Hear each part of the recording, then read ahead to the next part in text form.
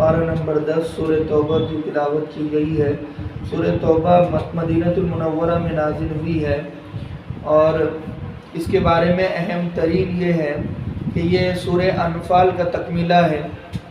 سورہ انفال میں جو مضامین بیان کیے گئے تھے، توحید، رسالت اور آخرت، ان مضامین کو اچھی طریقے سے سورہ توبہ میں بیان کیا گیا، اور کفار اور مشرکین، یہودی اور عیسائیوں کو لہٰذا انجام بتایا گیا اور سختی کا معاملہ کیا گیا ان کی بڑی گستاخیوں پر اور بڑی مہلت دینے کے بعد۔ تو یہ سورت بقیہ مضمون کا باقی حصہ ہے، اسی لیے بسم اللہ الرحمن الرحیم اس کی شروع میں نہیں پڑھا جائے گا، مگر اگر کوئی سورہ توبہ کی سرے سے تلاوت کرتا ہے جیسے ہم نے ابھی پڑھا ہے تو بسم اللہ الرحمن الرحیم پڑھا جائے گا، مگر سورہ انفال کی تلاوت وہ کر رہا تھا اور سورہ توبہ پر وہ پہنچا تو اب بسم اللہ الرحمن الرحیم پڑھنے کی ضرورت نہیں ہے، کیونکہ سورہ انفال کا بسم اللہ الرحمن الرحیم سورہ توبہ کے لیے کافی ہے، تو لہٰذا اب بسم اللہ الرحمن الرحیم نہیں پڑھا جائے گا۔ لیکن چونکہ ہم نے تفسیر سورہ توبہ سے شروع کی ہے تو اب بسم اللہ الرحمن الرحیم پڑھنا چاہیے، اور جب بھی کوئی سورہ توبہ سے اپنی تلاوت کو شروع کرے تو بسم اللہ الرحمن الرحیم پڑھے، مگر اگر وہ سورہ انفال سے تلاوت کر رہا تھا اور کنٹینیو سورہ توبہ پر وہ تلاوت کرنا چاہ رہا ہے تو اب بسم اللہ الرحمن الرحیم پڑھنے کی ضرورت نہیں ہے۔ تو یہاں پر فرمایا اللہ اور اس کے رسول کی طرف سے یہ برات کا اعلان کیا گیا ہے ان لوگوں کے لیے کہ مشرکین سے جو تم نے معاہدہ کیا ان کے خلاف یہ برات کا اعلان ہے۔ برات کہتے کسے ہے؟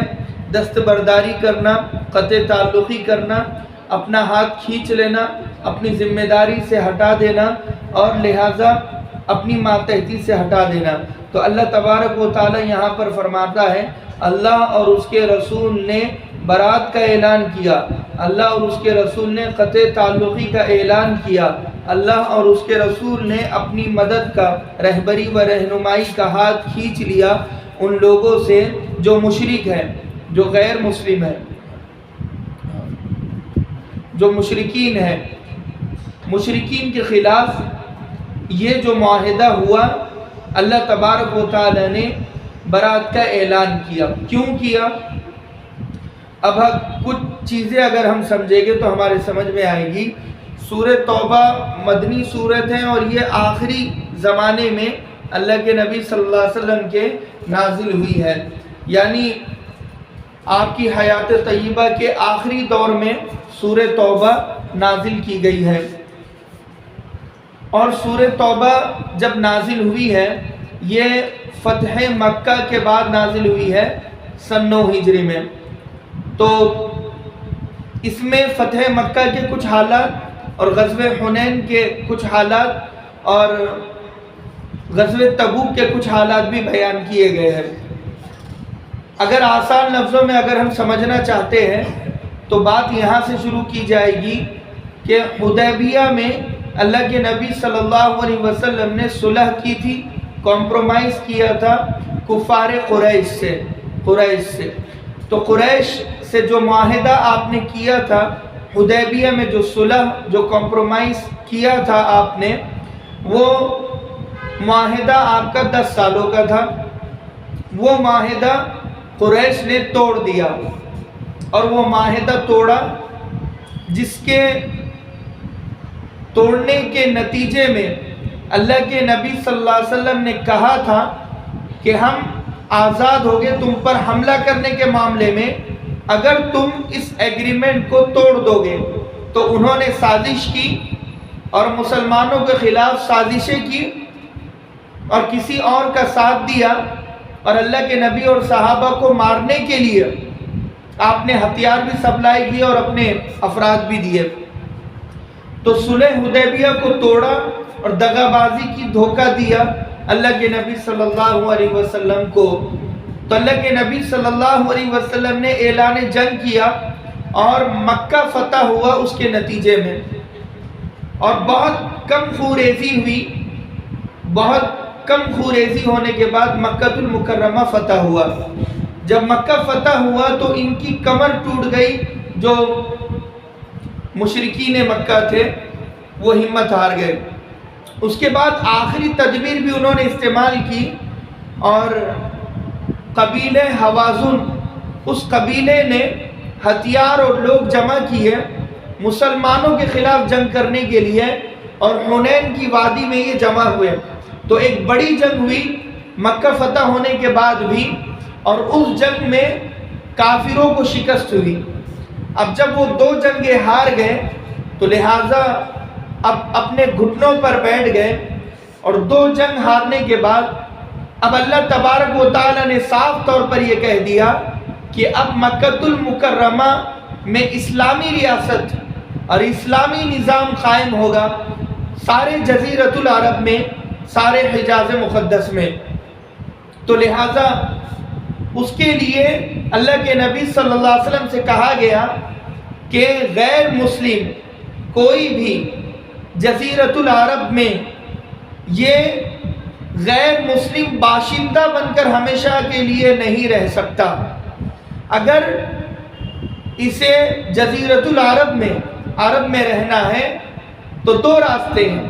ایک راستہ یہ ہے کہ وہ اپنی مرضی سے اسلام کو قبول کر دے، اسلام کی پوری دعوت کو سمجھنے کے بعد اگر وہ اسلام کو قبول نہیں کرتا تو دوسرا راستہ اس کے پاس یہ ہے کہ وہ جزیرۃ العرب کے باہر چلے جائے.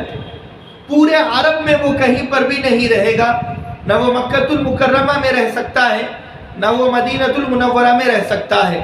اگر اسے عرب میں رہنا ہے تو مسلمان بن کر رہنا پڑے گا. اور کہا صاف طور پر اگر تم ان 2 راستوں میں سے ایک راستہ اختیار نہیں کرتے ہو، یعنی نہ مسلمان بنتے ہو اور نہ عرب سے باہر جاتے ہو، ہٹ دھرمی کرتے ہو، ضد کرتے ہو اور عرب میں ہی غیر مسلم بن کر رہنا چاہتے ہو، تو اب تمہارے خلاف اعلان جنگ ہے، اب تم سے جنگ کی جائے گی. تو لہٰذا یہ 4 قسم کے مشرکین اس زمانے میں تھے. ان لوگوں سے 2 ٹوک بات ہو رہی ہے یہاں پر. یہ سورہ توبہ کا میں خلاصہ آسان لہجے میں بیان کر رہا ہوں، اللہ کرے بات سمجھ میں آ جائے. پہلی قسم جو مشرکین کی تھی وہ یہ تھی کہ اللہ کے نبی صلی اللہ علیہ وسلم نے ان سے جنگ بندی کا کوئی معاہدہ نہیں کیا تھا، جو آیتوں میں آیا ہے. جنگ بندی یعنی ہم تم سے جنگ نہیں کریں گے، جنگ بند ہونے کا ایگریمنٹ اللہ کے نبی صلی اللہ علیہ وسلم نے مشرکین کی ایک جماعت سے کیا تھا کہ ہم تم سے جنگ نہیں کریں گے اور تم ہم سے جنگ نہیں کرنا. یہ پہلی قسم تھی. تو ان لوگوں سے کہا گیا کہ اب 4 مہینے کی تمہارے پاس مدت ہے، مہلت ہے، ویلیڈیٹی ہے کہ 4 مہینے کے اندر اندر تم یا تو عرب چھوڑ کر چلے جاؤ یا تو 4 مہینے کے اندر اندر یا مسلمان بن جاؤ. اگر 2 چیزوں میں سے ایک چیز تم نے نہیں چنی تو پھر اب تم سے جنگ ہوگی. پہلی قسم یہ تھی. دوسری قسم مشرکین کی وہ تھی کہ جن سے جنگ بندی کا ایگریمنٹ کیا گیا تھا مگر اس کی مدت متعین نہیں کی گئی تھی کہ کتنے دنوں تک جنگ بند رہے گی. صرف معاہدہ اور ایگریمنٹ ہو گیا تھا مشرکین سے، مسلمانوں کا اور مشرکین کا، کہ اب لہذا جنگ ہم تم سے نہیں کریں گے، مگر مدت متعین نہیں ہوتی کتنے دنوں تک. تو ان لوگوں سے بھی کہہ دیا گیا کہ مدت مقرر ہمارے پیغمبر صلی اللہ علیہ وسلم نے نہیں کی، مگر سن لو کہ تمہارے لیے بھی صرف 4 مہینے کی مدت ہے. 4 مہینے صرف جنگ بند رہے گی. تم سے ہم نے ایگریمنٹ کیا تھا لیکن اب یہ آیت کے اترنے کے بعد 4 مہینے تک جنگ بند رہے گی. اس کے بعد تم سے ہم جنگ کریں گے اس لیے کہ تم اسلام کو قبول نہیں کرتے ہو.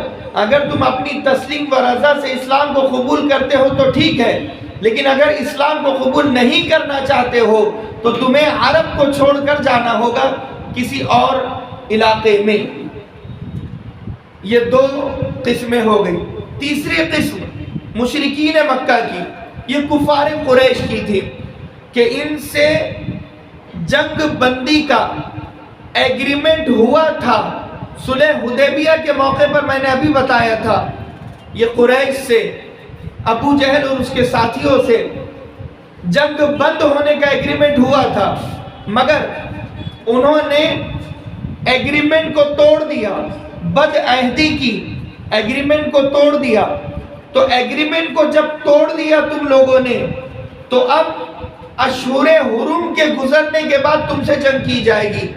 اشہر حرم کہتے ہیں حرام مہینے، جن مہینوں میں جنگ کرنا حرام ہے، یعنی حرمت والے مہینے جن میں مسلمانوں کو کافروں سے اور کافروں کو مسلمانوں سے جنگ کرنا حرام کر دیا گیا۔